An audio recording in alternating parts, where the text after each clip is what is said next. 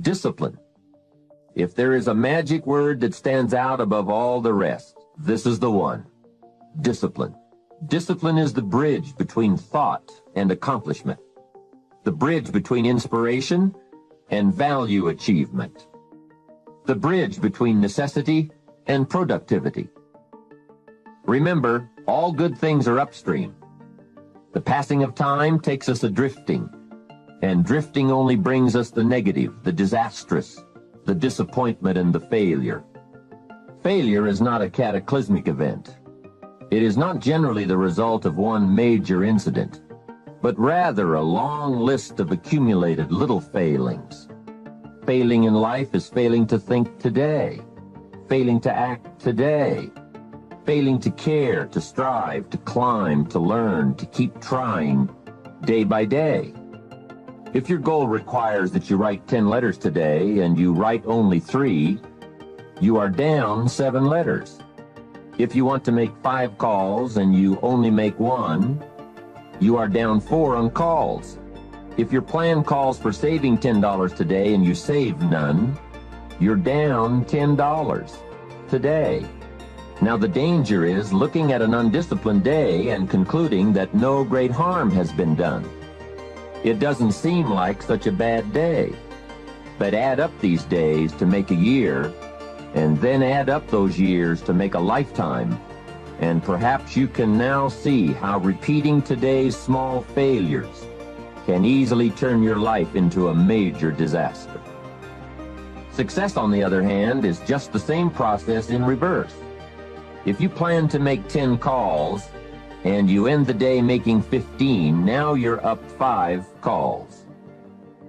If you then get up a few on letters, move up the savings numbers, you can see what a massive difference it could make in a year, and what wealth and accomplishment awaits for a lifetime.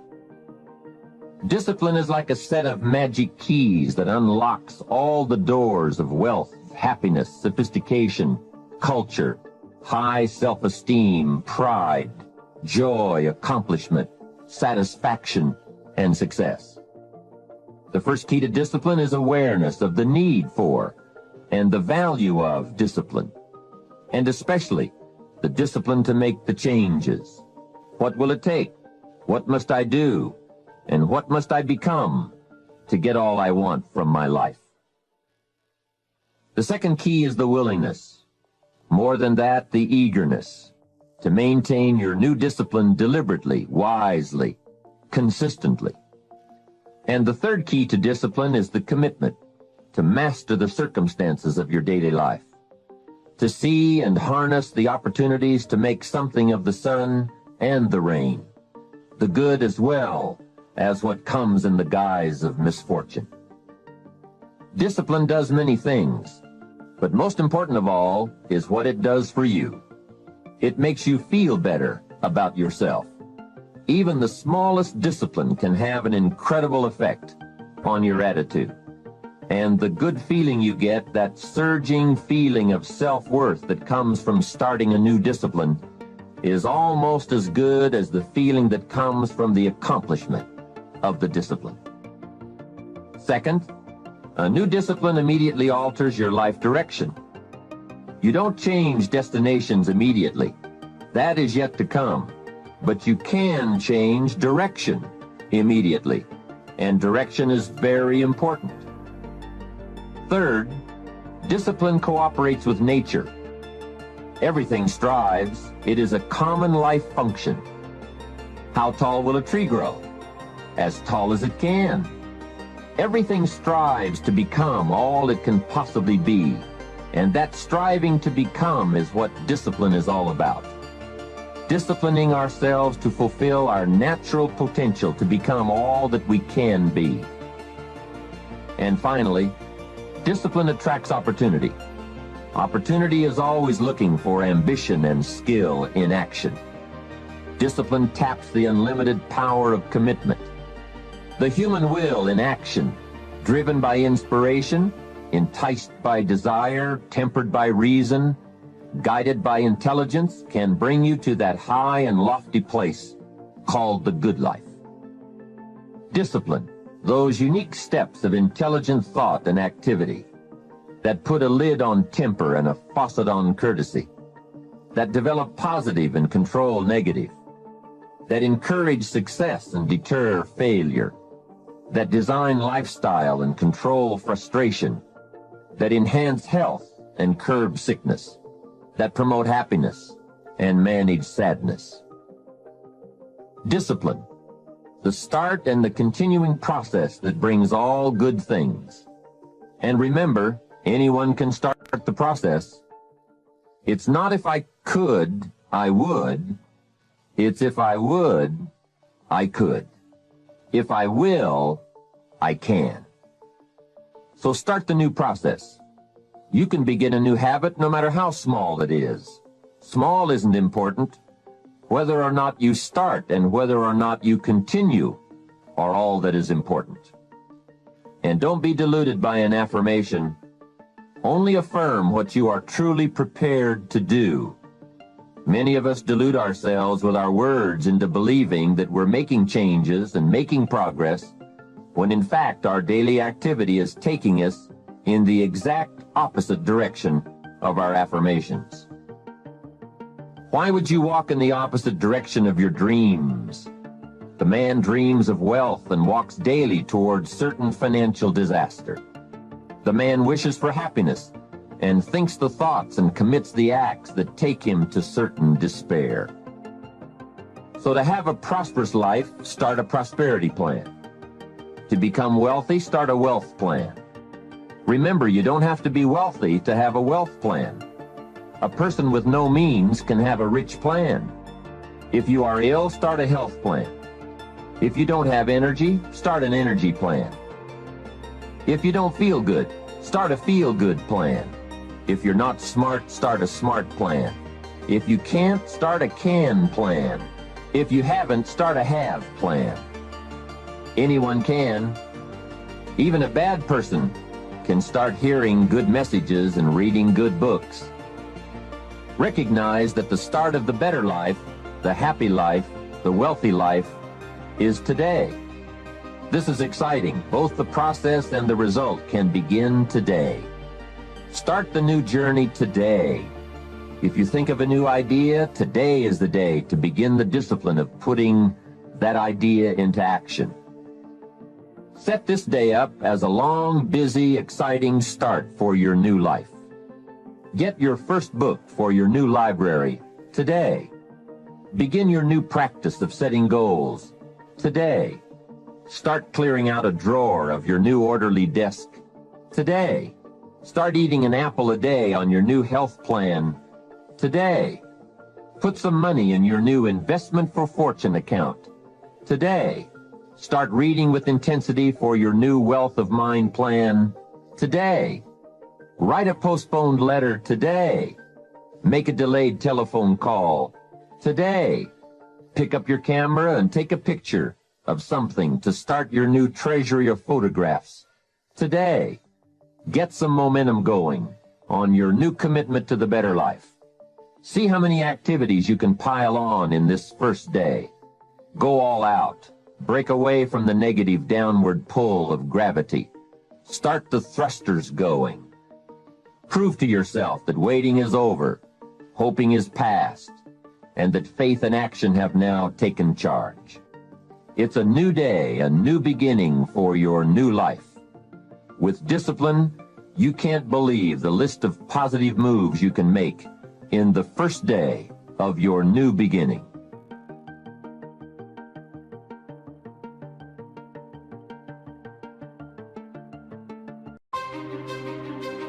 Where you guys are, everybody gonna be trying to give 100. So you gotta go 120, right? When I tell you motivation is life, when I tell you that I need you to, next 100 days, I need you to stay plugged in, right? Because the days you're not plugged in are the days you don't get 120. They say an alligator is so ferocious it'll kill a lion. But I can kill an alligator with my bare hands. Little old E.T., how? They say when you want to kill an alligator, you kill it right after it eats. Because right after it eats, it gets satisfied. And it goes to a state like it's almost paralyzed. Some of y'all in this room, when you paralyzed, you had a little success, you you've done what nobody else in your family has done, and now you chilling? Come on, you ain't hungry no more? Next 100, I need you to stay focused. Why? You should still be hungry. What have you eaten that's got you satisfied? What have you done? What have you accomplished that got you so full? I'm a contender, but the next 100 gonna change my life. It's gonna change this world. We're ordinary people doing extraordinary things. If that's you and you're feeling me, just say, I can. Come on, I can. I can. Come on, one time. Yep, I will.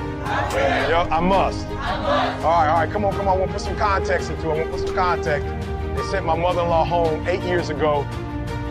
Cancer metastasized throughout her whole body. They're like, it ain't nothing we can do for you. Go home, spend time with your family. And people was like, yep, that's it for her. She said, it's not it for me. They said, what do you mean it's not over for you? The doctor said, she don't care nothing about a doctor. I got to see my grandson graduate from high school. He's a junior now at Michigan State University. He said, I got to see my granddaughter graduate, my only 2 grandkids. I got to see my granddaughter graduate from high school, and she graduates in June. She said, after that, I might die. But up until then, I ain't going nowhere. You hear what I'm telling you? And what we said to each other is, I can get through this. I will get through this. I must get through this. So I just need you to think about 3 people in your family that you love. 3 people. 3 people that you love. 3 people. You got them? They there? You got them? This is what I need you to do for me. Because some of you have a hard time staying motivated for a straight 100 days. So what I need you to do for me is I need you to think about those people every day when you're doing what you're doing. You have some days when you just want to hit the snooze button, raise your hand for me. You want to hit the snooze button, right? So watch this. This is what has to happen. That person that you think about has to be louder than the snooze button. So when you think about Granny, you gotta think about, do I hit the snooze button or do I get up and make it happen for Granny? Are you hearing what I'm saying? Who are you doing this for? So the days you don't feel like getting up, just think about them. Somebody tell me in this room, when you think about your siblings, when you think about mom and dad and grandma, when you think about your uncle and aunts, when you think about those coaches, those people who've been there for you, just raise your hand if you said, E.T., sleep is better than that. Just raise your hand and tell me, anybody in the room, sleep is better than them, E? Raise your hand, somebody tell me, E.T., you don't get it, you don't know how hard it is, E? I probably don't. I just lived in the abandoned building. Hey, I trash things, I probably don't. Maybe I ain't never been through what you've been through, but I've been through my go-through. And you don't get here by quitting when you're tired. You get here by quitting when you finish, when you're done. You don't stop when you're tired. You stop when you're done. You stop when you complete it, when you execute it. Execution is worship. And so I execute for my mom. I execute for my grandma. I execute for my sister. I execute for those kids in the hood who looking for a role model. That's why I wear the hat with a PhD. That's why I wear the J's. So when the kids in the hood look at me, they say, if E.T. can do it, I can do it. That's why I can't quit and give up, even though I get tired just like everybody else. Why? Because this is what I do. This is my lane. This is your lane. You gotta murder it. So when I ask you, you got energy, don't play with me. When I say again, you got that energy for the next 100 days, I need to feel your soul in this room. All right, I can? Come on, I can? Come on, I can? I will. I must. Come on, I can? I will. I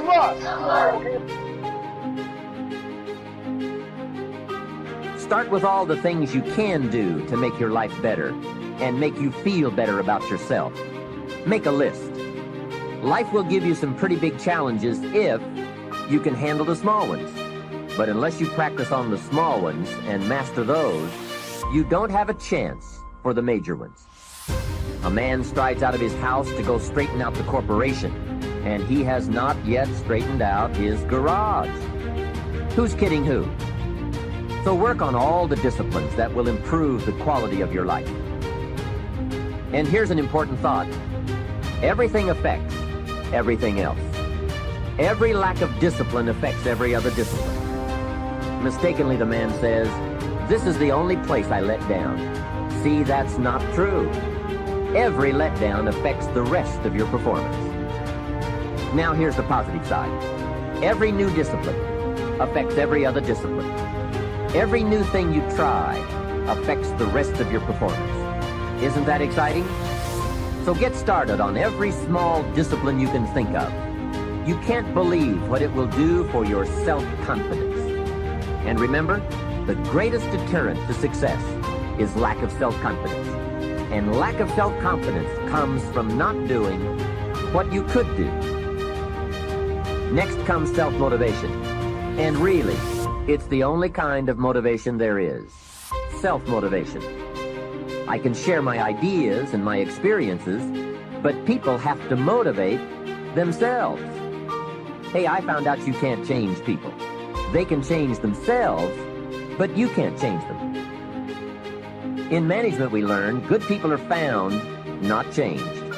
If you want good people, you have to find them. That's the best answer I can give you. If you want motivated people, you have to find them, not motivate them. Motivation is a mystery. Why some people are and some are not. Why does one person in sales see his first prospect at 7 in the morning, and the other salesperson sees his first prospect at 11 in the morning? Why would one start at 7 and the other start at 11? I don't know. I call it mysteries of the mind. Why wouldn't everyone strive to be wealthy and happy? I don't know. It's a mystery. So, be self-motivated. Don't give that job away to someone else. The guy says, boy, if someone will just come by and turn me on. Hey, what if he doesn't show up? You've got to have a better plan for your life. Like, why would I go to the gym if I have a swimming pool at my house?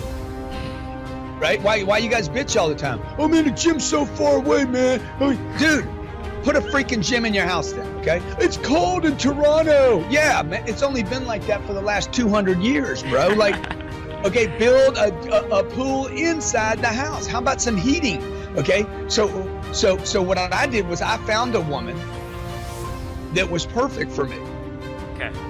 Okay, rather than me changing who I am to be who she wants me to be, dude, I found somebody that said, and I laid it out for her. First of all, I pursued somebody that had no interest in me. So just because she was perfect for me doesn't mean she had interest in me. Right. Okay, the fact that and by the way, I'm running 5 businesses while I'm pursuing this hot chick. Okay, but I knew she was the right one for me. Now, that's a different topic. We could do that a different show on that. Your people will probably love it. But the point is, the fact that she didn't want anything to do with me didn't mean I wasn't the right person for her, number one. Number two, once she got with me, I said, look, I'll give up anything. I'll give up anything to give you. I'll make every dream and more that you've ever had in your life come true. Okay, here's one thing I will not give you. I will not give up on my dreams. Because if I give up on my dreams, I'll give up on you. If I give up on my dreams, I can't take care of you. Right? So when Jay Wong becomes obsessed with your purposes for being on this planet, you have more than one, by the way, I believe. I think you have many. When the individual becomes obsessed with their purposes, man, then they got to bring people in that benefit from that. And create a life, not a job, not a charity. I'm not going to go do a bunch of other things. I'm going to do my life, and everything in the realm of this sphere of this life thing that doesn't have any lines, okay, all is impacted because of it. In your soul, there have been times in your life, I know, when you've had something that you wanted so much. Maybe you wanted something for someone you care about. Maybe you wanted something for yourself, but you became so obsessed with something, achieving and experiencing, whether it was a transformation, in yourself, a change in your business, making a certain amount of money, getting a job, increase of some position. Somewhere in your life, you've gotten obsessed enough to really want to create something that you may not even know how you were going to do it. But you just wanted it, desired it, that you started all of a sudden taking action, and you got insights. And before you knew it, what used to be just this impossible dream became a reality. Is it fair to say that at some stage in your life that there are some things today in your life that were once just a dream or a goal, that once seemed difficult or impossible, whether it be the job you have or the relationship you're in and might be taking for granted? Well, then you and I are creators. And very often when we get overwhelmed by so many things we feel out of control by, we start getting into being managers of our life, managing our pain, managing through the situation. You've got to allow yourself to be able to take advantage of uncertainty. You have to work on change. Change is automatic. Progress is not. Progress comes when you tell yourself the truth and you're able to feel the uncertainty and take action anyway. The thing that stops us all is fear. It's no surprise. Fear of failure, fear of rejection, fear of the unknown, fear of not looking good. And that fear we could translate into the simple thing of uncertainty. Someone who's incredibly successful, someone who's truly a leader in their life or in their field. The one thing they have in common is they exude this sense of certainty. Great leaders know how to step in the uncertainty and bring the certainty to the situation. I think that's why Paul said you've got to learn how to walk by faith and not by sight. That once you begin to trust yourself and your ideas and your instincts, life takes on a whole new meaning, because now I want you to do that feeling that you are led. Just feel, I am led. Ladies and gentlemen, don't give your power away. You don't need anybody to approve your dream. It was given to you. If they can't see it, it's because it wasn't given to them. It was given to you. Hold it, nourish it, cultivate it, work on it. It's yours. It's your baby. Work on it until it comes into fruition. I gave away my power, and I said, I'm not going to do that no more. No limit people are human beings who take what they are and accept it, and don't tell themselves that somehow they're deficient because of anything about themselves. This is a very crucial concept for me and for virtually all of us. It's this idea of taking your life in your own hands and being the kind of person that you choose to be, and understanding that everything that comes your way is an opportunity, is a blessing. And it wasn't until I learned how to celebrate virtually everything that came my way that I was able to transcend it. Everything else that you have on our planet, that we have on our planet, comes about as a result of thinking. Thinking. Thought makes it so. All right? Everything that you see that wasn't given to us was created by man as a result of the way that we think, the way that we think. So what gets inside of us as a cell comes about as a result of the way that we choose to think in our lives. Very important principle to understand, because once you get a hold of thinking and that it creates everything that you have in your life, you can change and make it as absolutely perfect as you want it to be, because thought makes it so. When you make decisions about what to focus on and what things mean and what to do, and you're unconscious, you get pretty terrible results usually. Now, we've all done this. I do it still. We all do. But if you want to change your results, you got to become more conscious in your decision making. So think about it. What you focus on, you will feel. Whether it's true or not. You focus on how people don't care, you're going to feel they don't care. Second decision you make is, what do things mean? So you focus on something someone does and you come up with a meaning, and the meaning is, no one loves me. The meaning is, they're trying to take advantage of me. Depending on what meaning you come up with, and you get to choose the meaning of anything. For some people, they say, this situation happened with the economy, and what that means is, I'm going broke. Somebody else said, the situation happened with the economy, guess what? That means I'm going to work harder, I'm going to be more creative, it changed everything. Everybody else is going to quit, so we're going to dominate the marketplace. For people to do it. Is this the... Now you're here right now. You got it, and you handled that fear. You kicked it out of there. All right? Remember that play Color Purple? I remember when Albert told the girl she couldn't go with Sure. He said, where you going? You know, this girl been wanting all her life live her dream. But she was afraid. She felt incompetent, and he had beaten her down, and her self-esteem had eroded. He said, where you going? You can't talk, Sure can talk.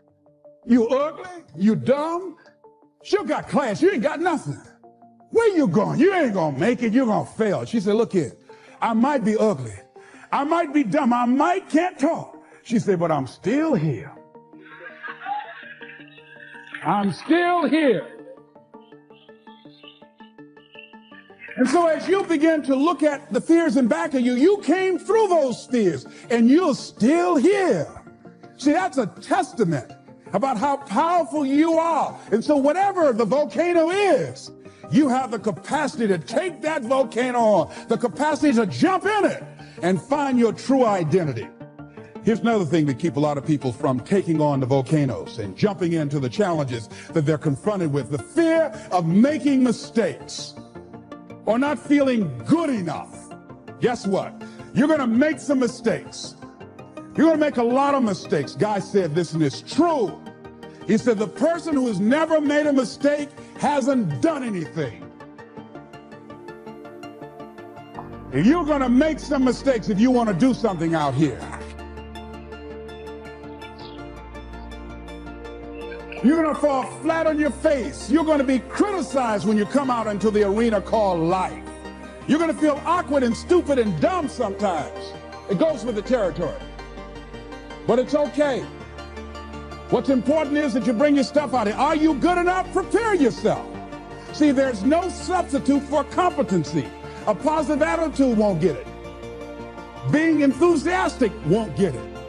So you got to prepare yourself. You've got to develop yourself. You've got to practice. You've got to work. You've got to do your homework. You've got to do your research. See, a lot of people have a yes, I can attitude, but a no, I can't aptitude. And competency builds confidence. And confidence feeds into competency. See, the better you become, the more confident you feel. And the more confident you feel, the better you want to become. You realize that you have no ceiling. That you can better whatever you've done so far. You can go beyond that. You don't become cocky and arrogant, feeling that you've already arrived, as most people have. And that's why they've settled for less than what they rightly deserve in life. Because they feel they've arrived and they say, well, I can rest now. I can rest on my laurels now. I've made it. Stop doing the things that you know are wrong that you could stop doing. Right? So it's a fairly limited attempt. First of all, we're not going to say that you know what the good is or what the truth is in any ultimate sense. But we will presume that there are things that you're doing that for one reason or another you know are not in your best interests. There's something about them that you just know you should stop. They're kind of self-evident to you. Other things you're going to be doubtful about. You're not going to know which way is up and which way is down. But there are things that you're doing that you know you shouldn't do. Now, some of those you won't stop doing for whatever reason. You don't have the discipline, or maybe there's a secondary payoff, or you don't believe it's necessary, or it's too much of a sacrifice, or you're angry or resentful or afraid. Who knows? So forget about those for now.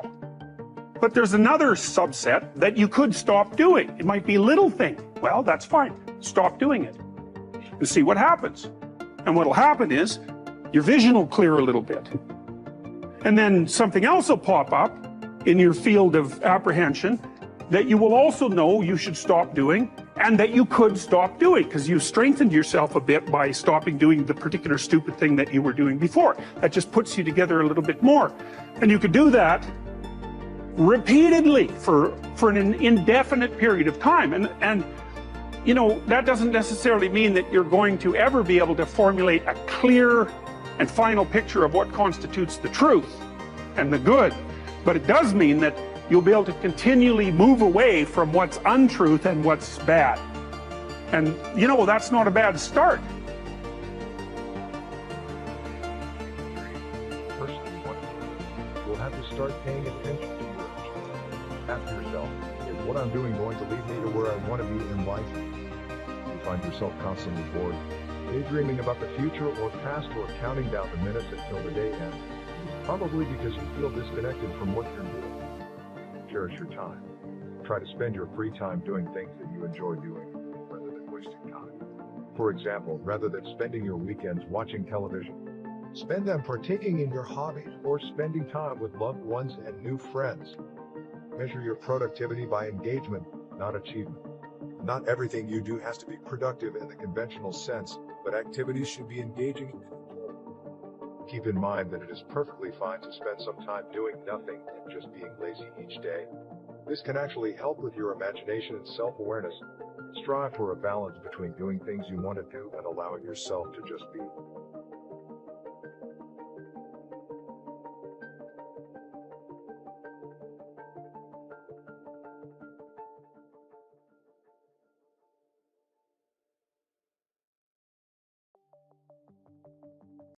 The blessing in COVID is is that if you still waking up every day, it's because God ain't through with you. See, the moment God through with you, you just ain't waking up no more. So behind every moment of adversity, there's a lesson and a blessing. You just got to hang in there to see what it is. Like COVID for me has been a blessing because I live my life in the expectation that God is doing great things all the time, even in the midst of trial. I just know that I'm going to come out because of my track record. See, your track, all you got to do is look at your life. Y'all be tripping sometimes. Sometimes you trip yourself out. Look at this. How many of y'all, just show me hands if you've had really bad days? Now, let me ask you something. How many of y'all had some days and you ain't think you was going to make it? Now, you want to know something? Your track record for surviving bad, unbearable days, your track record is 100%. So if God done brought you through all of them, why he ain't going to get you through the rest of it? See, once you understand that, you can get on with living. A lot of people, y'all been tripping yourself out. Oh, it's the COVID. I can't go outside. Can't nobody go outside. Y'all stay in the house, learn something. Get connected, get spiritual. You can't go nowhere, talk to God. What? Figure it out. Make something happen for yourself. That's what I did. Man, I had so much good stuff happen to me during the COVID. Got me some rest, lost me a little weight, saved some money, can't go nowhere. My wife quit shopping because she can't go nowhere. Thank you, Jesus. Thank you. It's absolutely necessary, and that's why I wrote the book. Because people only see the good part of you. It's like Instagram and Twitter. You never post a bad picture. You know, you pass up all them other pictures, you get that one picture that's got the right angle and the right light, you put that picture up and then put a filter on that. Yeah. Okay, put a filter on that, lighten it up, change it a little bit, do all that kind of stuff. So we have started to believe the illusion that people who look good on camera and people who do amazing things only had amazing moments. And that's why we have so many haters. Because haters feel like it's not fair for you to have all the good times while I go through all the bad times. But the reality is we go through bad times too. Come on. We go through heartache too. Right. We go through disappointment. We feel bad. We get depressed. We want to give up. We want to walk away. But there's something down inside of you that keeps pushing you. I feel like Let's take a few minutes to talk about the importance of knowing yourself enough to be your best cheerleader. You know, when you thought you were doing what you were supposed to do and were misinformed, the times you thought you had it all laid out and it just didn't work, the times when you burned the midnight oil day after day and it didn't seem to help, it didn't seem to change the end result. These are the times that you have to rely on your own self-encouragement. And there are two ways to use self-encouragement. Number one, take responsibility for the missed opportunity or the misrepresentation. Learn from the fact that even though your client wanted it one way and you presented it the right way, it didn't work. Be prepared for the letdowns that happen every so often. Know that this lost opportunity just sets you up better for the next one. Realize that you can make the necessary alterations next time. Make the changes that will make the difference. Study your mistakes and learn from them. Don't dwell on the mistakes. Acknowledge them. Learn from them. Encourage yourself that you're smarter than your bank account leads you to believe. The second way to use self-encouragement, remind yourself that you're bound to get better. Don't get down on yourself. Don't beat yourself up. It's the next opportunity that matters, not the last one, the next one. Now, the last one matters only in that you must learn from your mistakes. But the next one gives you the opportunity to show that you have learned from your mistakes. You can do it better next time. You just have to practice, practice, practice. Keep trying. Keep trying until what? Until you've got it down. If you figured out what went wrong last time, then you know how to make it right next time. If you figured out what it was in your presentation that didn't work, don't say that next time. If you figured out that the reason you didn't close the deal this time was because you didn't have all the facts and figures in place, have all the facts and figures in place next time. Don't beat yourself for messing up. pat yourself on the back for figuring it out. You need to encourage yourself. You need to pump yourself up. You need to be your own cheerleader. Why? Because you can't wait and hope that someone else will come along and cheer you up, make you feel better, tell you that you'll do better next time. You have to rely on yourself. You have to have faith in yourself and your ability to figure out what works and what doesn't, what's right and what's wrong. You have to have the inner belief that everything you're doing for a positive outcome in the future. You have to encourage yourself with future successes. Number one way to use self-encouragement: take responsibility for missed opportunities and study your mistakes. Number two, don't get down on yourself. Encourage yourself with your future. Encourage yourself with your goals, your dreams, your ambition. Knowing that you've got a plan, knowing that you're taking the right steps, knowing that you're going to do it until. When you miss an opportunity, are unprepared for an opportunity, or suffer a setback while realizing your goals, when you miss out, you need to encourage yourself by immediately getting back into line. There's an old cowboy saying, fall off a horse 7 times, and you're a real cowboy. If you fall off a horse, get right back on. If you fall off track, get right back on. If you fall away from your disciplines, get right back to them. If you fall out of habit, get back into the habit. If you fall off, get back on. If you fall off the horse of habits or disciplines or progress. If you fall off the horse, get back on. It may be hard, it may be a bit frightening, but get back on. Keep your ambition alive and active and well. We must all suffer one of 2 pains, the pain of discipline or the pain of regret. If you don't spend an ounce of discipline, you'll most likely suffer tons of regret. Discipline weighs ounces, regret weighs tons. It's much easier to be disciplined and have the money than to try to rationalize why you don't. I'm telling you, better a few disciplines than a lack of dignity. Don't wish for less problems, wish for more skills. Don't wish for less challenge, wish for more wisdom. Don't wish for it to change out there. Develop yourself to the point that you can truly and totally rely on yourself. Doing something that you don't find challenging, that does not make you stretch mentally, that does not stimulate you, that does not inspire you. Something that you don't find a sense of fulfillment in it.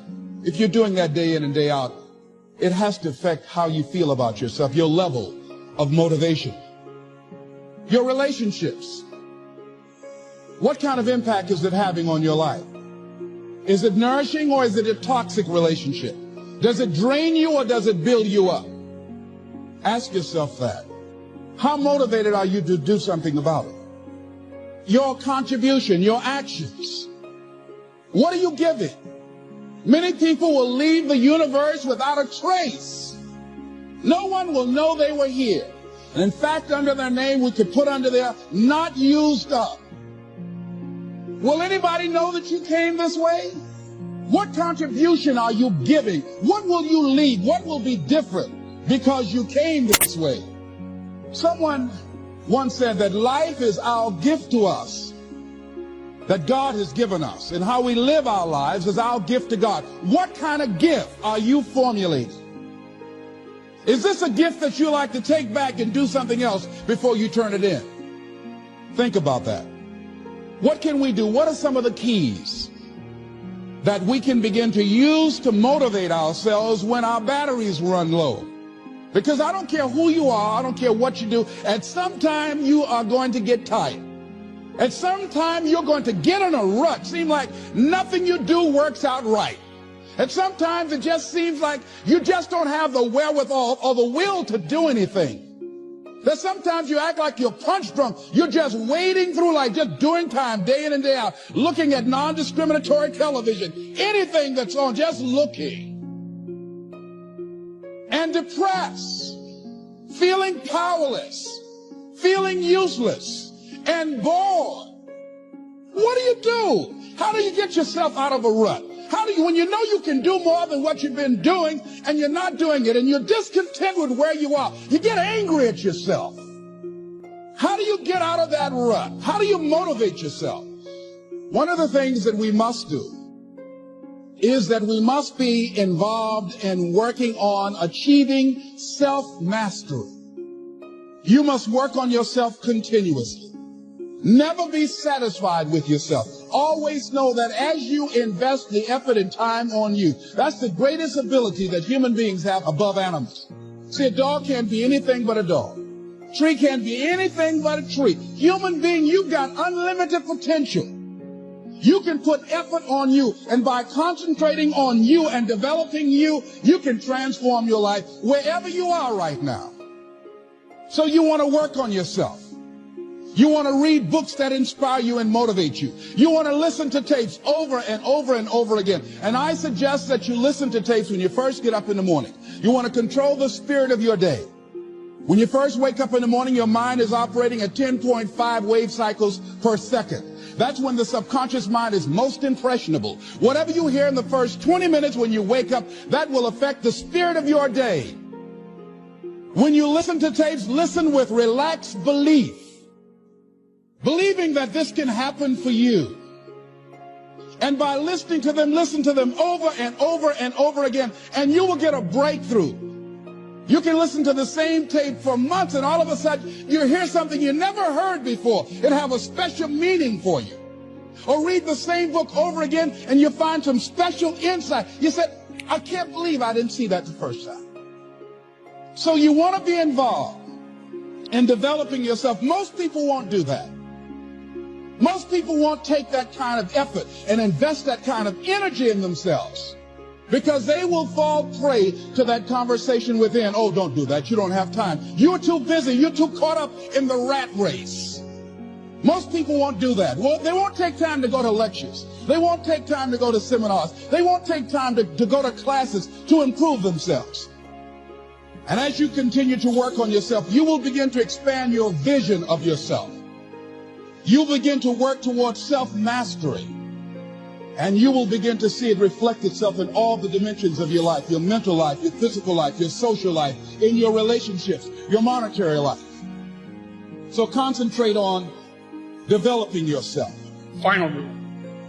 It's called pet a cat when you encounter one on the street. And it's the most personal chapter in the book. It's a lot about my daughter. And my daughter was very ill when she was a kid, but particularly when she was a teenager. She had a very terrible time of it. She had juvenile rheumatoid arthritis, and when she was between the ages of 14 and 16, it first destroyed her hip, which had to be replaced, and then it destroyed the ankle on her other leg, which had to be replaced. And she walked around for 2 years on broken legs, and she was taking massive doses of opiates and could hardly stay awake, and she had this advanced autoimmune disease, which produced all sorts of other symptoms that were just as bad as the joint degeneration, but which are harder to describe. And so it's just bloody brutal. You know, and as a test of your faith, there's almost nothing that's more direct than a serious illness inflicted upon an innocent child, right? And so the chapter's a meditation on that, and also on, well, what to do in a situation like that, because everyone is going to have a situation like that in some sense, you know, because you'll be faced with illness in the people that you love and in crisis. And so it's a practical guide to coping with those sorts of things. Like, and one of the things you do when you're overwhelmed by crisis is you shorten your time frame. You know, it's like you can't think about next month. Maybe you can't even bloody well think about next week, or maybe not even tomorrow. You know, because now is just so overwhelming that that's all there is. It's like, and that's what you do. You cut your time frame back until you can cope with it. And if it's not the next week that you see how to get through, then it's the next day. And if it's not the next day, then it's the next hour.